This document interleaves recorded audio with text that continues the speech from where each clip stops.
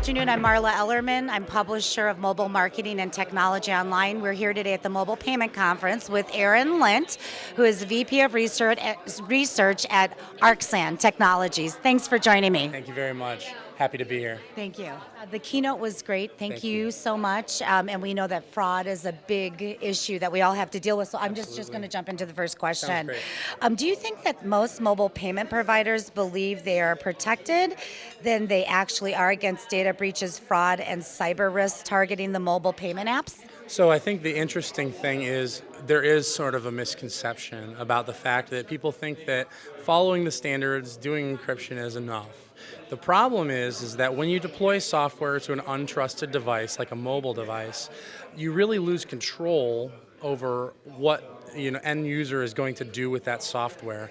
And so instrumenting that software to be able to defend itself against attacks, to be able to see what those attacks are, and then eventually deter them is actually a really important thing for a mobile application provider now that you're kind of breaking down the perimeter and deploying applications all over the world. Right.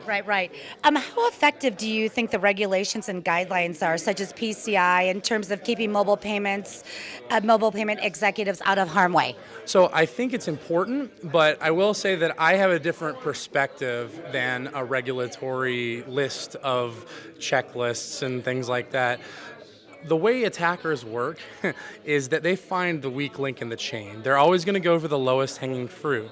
And if you're doing security by a checklist, you're not sort of taking the holistic view about all of the different aspects of information going into and out of your applications. So I think PCI is very important. I think standards are important and they're evolving to encompass the new aspects of mobile applications and connected devices.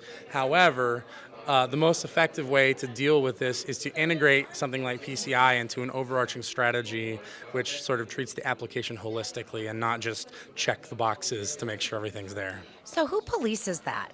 I think most of those organizations, have the ability to know what their threat vectors are. They're the ones that see the risk on the fraud side. They're the ones that see how people are attacking and monetizing their system. So you have to know where that data is coming from and where it's going to. And once you've identified that, hardening those pieces and parts and links of the chain is the general principle. And that's another reason why a standard that's general for multiple use cases and an industry-wide sometimes can miss the nuances of different use cases. Got it. Okay, my third question is head of threat research at your company, there are particular threats that you see emerging. Mm-hmm. The mobile payment executive ought to be keeping their eye on. What are those items? Right, and so one of the biggest things that's been happening is targeted malware lately. The 4 big banks in Australia were actually hit by a very targeted attack which emulated their login screen and actually overlaid their applications on the phone.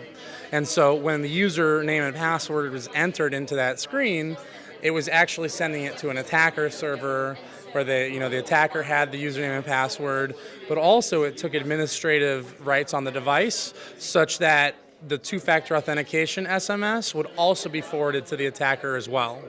And so with all of those pieces of information, the attackers are free to log into those accounts and do whatever. So how do the fraudsters get the malware on my computer or on my system?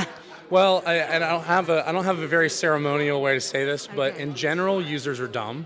And we download it ourselves. Yes. In the case of the attack that I just referenced, there was an SMS phishing attack, which indicated that the flash player on the phone needed to be updated. But when the user would click that, it would install the malware. The malware would sit on the phone until one of the applications that was triggering it. So the banking application triggered the malware, which caused the overlay to happen and the attack to be ready. But very specifically, the user allowed that untrusted software on their phone, but it lays in wait until the user does something of high enough value to actually activate the malware, and otherwise, it just sits there and waits, for you to play your mobile games or Right. whatever until you do something important, and then it steals the credentials. Unbelievable. Are attacks on mobile payments and mobile banking apps occurring but not effectively publicized? Do companies recognize when an attack is taking place? So it's interesting. We're finally getting to the point where the analytics on the business side have caught up to detection. But as many people, in the risk-averse departments and the people that are, getting the different points on the bottom lines and the top lines of your business, you want to be ahead of these things and not reactive to them. You want to be proactive, and that's where a little bit more intelligence on the front end of the application can actually pay huge dividends on, being able to detect these attacks. I think one of the things from a consumer side as well, user studies and surveys are showing that, people actually will have different brand affinity based on whether or not they perceive the banks as secure or the payment provider is secure, and that's why people, that's why it's really important to sort of back up your claims of security when it's not just the actual loss that might be affecting your business; it's the perception as well. Wow, that's great. Well, thank you so much. Is there anything else you'd like to add to our watchers today? No, I think it's been a great opportunity to sort of talk about the forefront of the industry. I thank you for all that you've done. And thank you so much for coming. We're so glad to work with you, and thanks for watching. Thank you.